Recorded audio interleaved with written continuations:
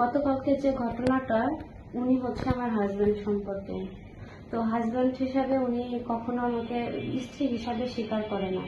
উনি আমার সাথে অনেক প্রতারণা করে, মামলা হয়, বিয়ে হয়, মারধর করে খেলায় দিছে, কোনোদিন বাড়ি নেয় নাই, খাবার দেয় না, কোনো কিছু করে না। মাঝে মাঝে আমার যে ভাড়া বাসা থাকতাম ওই বাসায় ও যাইতো। পরে আমি কালুখালী হসপিটালে চাকরি করতাম, ওখান থেকে পোস্টিং নিয়ে আমি হচ্ছে বানিয়াকান্দি উপজেলা স্বাস্থ্য কমপ্লেক্সে আছি। তো ওখানে যাওয়ার পরে ও আর ওখানে বেশি যায় না, তাও 2 দিন গেছে।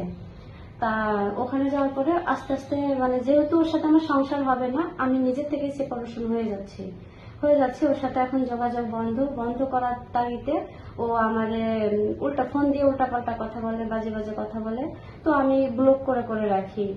তো ও একটা ভিডিও দেখলাম, বলছে যে কোর্টের পিয়নের সাথে ছবি তুলছে, টিকটক করছে, তার সাথে সম্পর্ক আছে। তার সাথে আমার কোনো সম্পর্ক নেই, তাকে আমি জাস্ট কোর্টে হিসাবে চিনি। আর আমি যেহেতু নিজের ফেসবুক পেজ আছে, টিকটক আছে, তো সেই ক্ষেত্রে গেছি, উনি আমার সাথে একটা ছবি ছবি তুলে সে টিকটক করার পরে সেটা ছাড়ছে, কিন্তু খারাপ কোনো কিছুই না, রাস্তায় ওপেন নদীতে।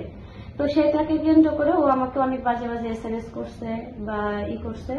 এই গত পরশুদিন রাতে আমাকে কিছু ছবি পাঠায়, মানে ওর সাথে একত্রে মুহূর্তে কিছু ছবি ছিল বা ভিডিও কলে কথা হয়েছিল, সেই ছবিগুলো ওকে কেটে কিছু খারাপ মানে ছবি, সেটা সবাই বোঝে, খারাপ ছবির সাথে আমার ছবি দিয়ে বলছে যে এই ছবিগুলো তোর ভাইরাল করে দিব, তুই মানুষের সাথে অকাম কুকাম করিস, তো এটা করবো সেটা করবো। তখন হচ্ছে আমার খুব কষ্ট হয়েছে যে কি রে, আমার হাজবেন্ড আমাকে এরকম কোনো কিছু করলো।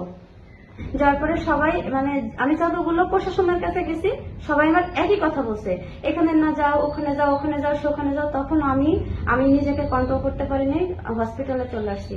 হসপিটালে আসার পরে মানে আমার তো এমনি মেজাজ গরম, পরে আমি বকছি, ওরে বকার পরে ও আমারে তখনই ওই যেখানে টিকিট কাটে সেখানে আমারে মারছে, মারে চুল টুল ধরে টানে নিয়ে আসছে। আমি খালি চিল্লাইছি, কেউ আমাকে ঠেকাইতেও আসে নাই। পরে যখন দেখলাম যে অনেক লোকজন, আমি মার খাওয়ার পরে লোকজন দেখে যখন দেখলাম মার তো খালামি মান সম্মান যাওয়ার গেছে, তখন আমি ওকে একটা লাঠি মারছি আর মারছি, সেটা তো সবাই দেখছে।